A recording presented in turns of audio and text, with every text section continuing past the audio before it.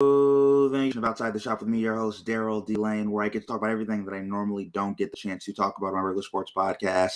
Barbershop Sports Talk, which you guys can all find on Spotify, iTunes, Stitcher, Apple Podcasts, Google Podcasts, iHeartRadio, SoundCloud, Pandora, or wherever you get your podcasts from. Special shout out to everybody who's tuning in via Facebook Live, Twitter / Periscope, and YouTube live stream. Take of the day. Kliff Kingsbury, Kyler Murray, their end of the season struggles. Now, there are some things in sports we don't want to say. At one point, people didn't want to say, 2011, I want to make this specific. Prior to 2011, he wasn't clutch. He wasn't mentally tough. Now, all those things were true because then we see what happened in the Dallas Mavericks. Chosen one turns to frozen. The fourth quarter jokes, 8 points in NBA Finals game, passing the ball away, letting guys like J.J. Barea guard him. That was true that LeBron rectified those issues. You look at Kobe, right? Prior to 2008, it would be fair to say Kobe Bryant was an asshole. He wasn't that great of a person. He had a rape allegation, and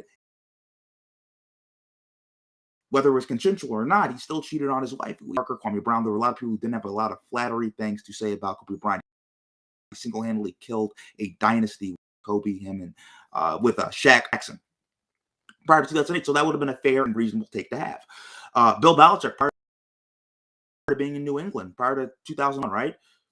Bill Belichick, average coach, solid coach, not the guy people put in this rarefied air. Now, when you look at Kliff and Kyler, and all those things, crazy, it's asinine, right? But if you look at Kyler and Kliff now, they're end of the year issues, right? They're unclutch. They don't play big when it matters the most. Not big game players and coaches. Now, I hate saying that somebody's not clutch, not a big game player and coach, but when you look at the stats, look at this. When Kliff Kingsbury became that coach, Kyler Murray was drafted by Kliff Kingsbury and won. In the beginning of the season. So towards the end of the season, after that, 8-18. That's damning. 15-5-1. In the beginning of the year, not very good. That's two completely different teams. And we've now enough sample size where it's becoming, in sports, the biggest thing people talk about. And by the way, also, this is the Cardinals team that blew out Tennessee Titans, which is a pretty good team. And then we just see them lose to the hapless, get dominated, really, Detroit Lions a few weeks ago. And in sport, and this is something from playing sports at the college and high school level, right, all through my life. Time they talk about peaking, playing your best when it matters. Coaches will schedule weightlifting, running, practices, all around peaking, all about towards the end of the season, you are playing your best. You are optimized. Stakes get higher.